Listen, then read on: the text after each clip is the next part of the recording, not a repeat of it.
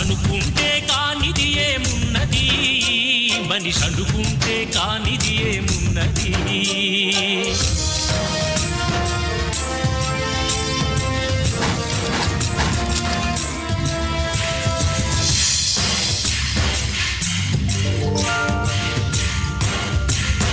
చిలిపి బాలుడనుకుంటే చిటికనేలు అనుకుంటే కృష్ణుడెత్తలేడుగా గోవర్ధన భారం.